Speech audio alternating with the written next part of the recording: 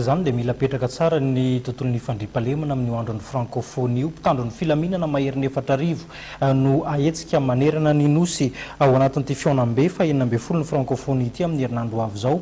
Betsaka ihany koa ny lamina sy ny rindra samihafa apetraka mahakasika ny fifamoivoizana ho an'ny eto an-drenivohitra. Entitra ny fitandronan'ny filaminana mandritra ny fandraisana ny fionana tampony ny francophonie. Efa nandritra ny 2 taona no niketriketrika ny fomba itandronan'ny filaminana mandritra izany fionana izany ny mpitandron'ny filaminana. Mahery ny 4,000 isa ny mpitandron'ny filaminana avy ao amin'ny EMO, ampin'ireo polisy sy ny zandary ary ny mpamonjy voiny. Ireo sampana samihafa miady amin'ny asa fampiroroana. Akoatra ny olombelona ho ampiasaina dia eo ihany koa ireo fiarabe sy ny fiara mifono vy manodidina ny 30 izay ho ampiasaina amin'ny fotoana io.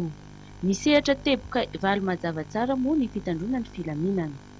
Anjara maromaro ny mission atao amin'io misy valo izy io ao resaka mikasika ny lalana zany protection des itinéraires, ao ny point sensible isan-karazany, ny fifamoivoizana, circulation, ny intervention raha sanatrika misy ny zavatra mety hitranga, dia ao koa moa ny fitandronan'ny filaminana sy ny fandriampahalemana, dia ao ny resaka fitandronana ny fandriampahalemana manodidina Antananarivo sy manodidina, ary indrindra koa ny toerana rehetrarehetra misy ny fivoriana na misy fampisehoana na misy fisakafoana, reny zany dia ao anatiny andraikitry ny mpitandron'ny filaminana. Farafahakeliny zany ny EMO fotsiny nefa 4,000 no hiasa amin'io. Fa ny globalité moa zany dia mbola mihoatra lavitra noho izay, fa dia ny EMO zany eto Antananarivo dia 4,000 no hitandro ny filaminana sy ny fandriampahalemana. Isany andraisana fepetra manokana ihany koa ny fifamoivoizana. Hatreto dia tsy mbola tapaka ny tsy fahafahan'ny moto sy ny sarety mandeha araka ny feo mandeha. Mbola isy ny fivoriana izay ataon'ny EMO miaraka amin'ny prefecture raha ny fanazavana. Miangavy ny vahoaka moa ny mpitandron'ny filaminana mba hanaraka tsankany sy andavany ireo toromarika izay efa navoaka.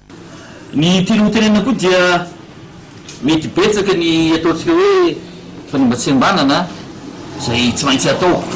Restriction moa zany no ilazantsika azy. Eo dia angatana ny rehetrarehetra mba samy anaraka ny toromarika na ny torolalana avy mpitandron'ny filaminana, indrindra fa eo amin'ny fifamoivoizana, indrindra manodidina ireny toerana ipetrahany vahiny manakaja reny, na ny toerana ivoriana, na ny toerana naovana fampisehoana, satria dia isy ny fampisehoana, isy ny fiarahana misakafo, isy ny fivoriana, misy ny commission izay atao, izay zany angatana hoe mba anaraka sy anaiky ny fandaminana atao mpitandro filaminana. Omaly no nataony fivoriana natrehan'ireo tompony andraikitra ambony, avy eo anivo ny mpitandron'ny filaminana, polisy, zandary, miaramila ary ny sampana mpamonjy voiny.